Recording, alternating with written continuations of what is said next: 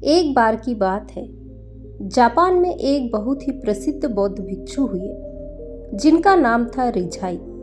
रिझाई जंगल के पास दुनिया के शोर शराबे से दूर अकेले रहते थे। वो बहुत ही ज्ञानी व्यक्ति थे, इसीलिए वह पूरे जापान में बहुत प्रसिद्ध थे। एक दिन एक राजकुमार रिझाई के पास आया और बोला, हे गुरुवर, मैं हमेशा थका हुआ, निराश और परेशान महसूस करता हूँ। मेरा मन बहुत अशांत रहता है।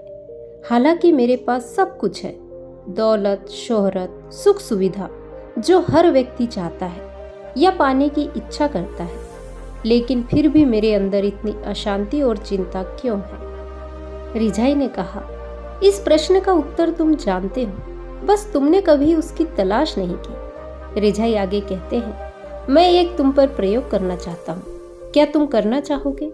इस प्रयोग के बाद तुम्हारे जीवन में किसी भी तरह की अशांति और चिंता नहीं रहेगी। यह सब सुनकर राजकुमार बहुत हैरान हुआ।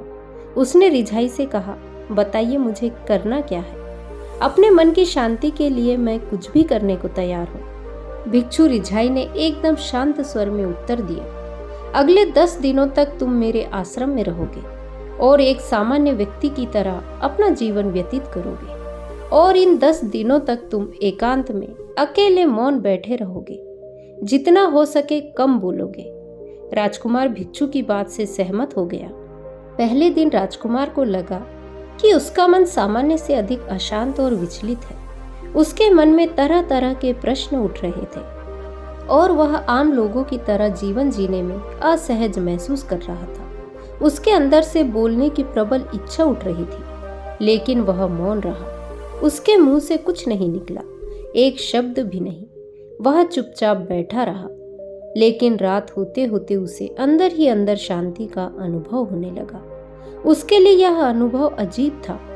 वह खुद से पूछ रहा था कि वह अंदर ही अंदर खुशी क्यों महसूस कर रहा है और उसकी आंतरिक बेचैनी और चिंता कम क्यों होने लगी है। अगले दिन राजकुमार एकांत में चुपचाप बैठा, प्रकृति को निहार रहा था। पौधों को, फूलों को, आकाश में उड़ रहे पक्षियों को वह अपने जीवन में पहली बार महसूस कर रहा था। उसके आसपास की प्रकृति कितनी अद्भुत है। वह दिन भर प्रकृति की सुंदरता को देखता और उसकी शांति को महसूस करता।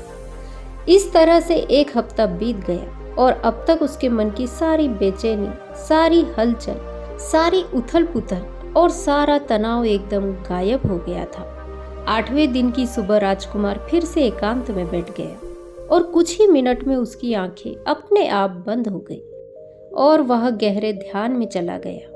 वह पूरे दिन वहीं आंखें बंद करके बैठा रहा और गहरे ध्यान में डूबता चला गया। ना कोई शब्द, ना कोई चिंता। राजकुमार भीतर से असीम शांति और आनंद से भर गया। राजकुमार अपने बाकी के 2 दिन इसी तरह गहरे ध्यान में व्यतीत करने के बाद 11वें दिन रिझाई के सामने प्रस्तुत हुआ और उनको प्रणाम करके बोला, हे गुरुवर, मुझे उत्तर मिल गया है कि मेरे मन में इतनी उथल पुथल और चिंता क्यों थी। मैं जान गया कि मेरा मन इतना अशांत और विचलित क्यों था। भिक्षु रिझाई ने मुस्कुराते हुए पूछा, बताओ क्या उत्तर मिला तुम्हें? राजकुमार ने कहा, मैं आवश्यकता से अधिक बातें करता था। मैं किसी पर भी अपने शब्द और ऊर्जा व्यर्थ करता था। मैं दिन भर अपने लोगों से फालतू की बातें करता रहता और फिर उन्हीं के बारे में अकेले में सोचता रहता और ज्यादातर समय नकारात्मक ही सोचता। इस तरह मैं अपना समय बर्बाद कर रहा था। ज्यादा बोलने और नकारात्मक सोचने की वजह से मेरा मन अशांत और बेचैन हो गया और इस वजह से मैं किसी भी चीज पर ठीक से काम नहीं कर रहा था, जिस वजह से मैं हर काम में असफल होने लगा। और फिर इन लगातार मिलने वाली असफलताओं की वजह से मैं और भी ज्यादा उदास और चिड़चिड़ा हो गया और इसने मेरे जीवन को नष्ट कर दिया। लेकिन ये 10 दिन पूरी तरह से अलग थे। अब मुझे ऐसा लग रहा है कि मैं अपना जीवन पूरी तरह से जी रहा हूँ, लेकिन इससे पहले मैं अपना जीवन गलत तरीके से जी रहा था।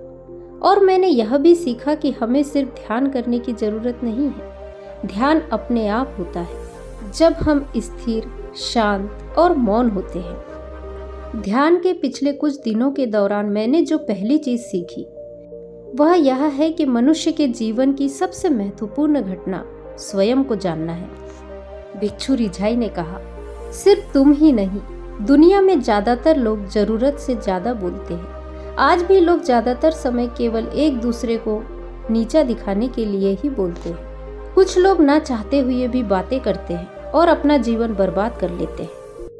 भिक्षु रिझाई ने राजकुमार को मौन का महत्व समझाते हुए कहा कि एक बार गौतम बुद्ध से उनके शिष्यों ने पूछा, प्रिय बुद्ध, आप ज्यादातर समय चुप क्यों रहते हैं? तब बुद्ध ने कहा, क्योंकि मौन में मैं अपने भीतर अनंत शांति की गहराइयों में होता हूँ। मौन अपने भीतर उतरने की पहली सीढ़ी है। मौन के बिना स्वयं को जानना संभव नहीं है। स्वयं को जानने और समझने का पहला नियम है मौन। जब तुम नहीं बोलते तब तुम एकांत में अकेले हो गए, भरे बाजार में भीड़ में खड़े हो, नहीं बोलते, हिमालय के शिखर में पहुंच गए। जिसने मौन की कला जान ली वो भीड़ में भी अकेले होने की कला जान लेता है। वह अपने भीतर ही डुबकी लगाने लगता है।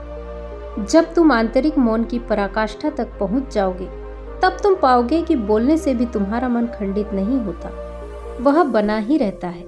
उसकी एक अंतर्धारा लगातार तुम्हारे भीतर बहते रहती है। तुम बोलते तो हो, तुम शब्दों का उपयोग भी करते हो, लेकिन ये शब्द तुम्हारे मौन को खंडित नहीं कर पाते। एक बार गहरे मौन में स्थिर हो जाओ, फिर तुम्हारी वाणी में भी सुगंध आ जाएगी, फिर तुम्हारी वाणी में भी एक विशालता आ जाएगी। तुम्हारा बोलना संगीतपूर्ण होगा, तुम्हारा बोलना सत्य होगा। तुम बोलोगे तो दूसरों पर भी शीतलता आ जाएगी।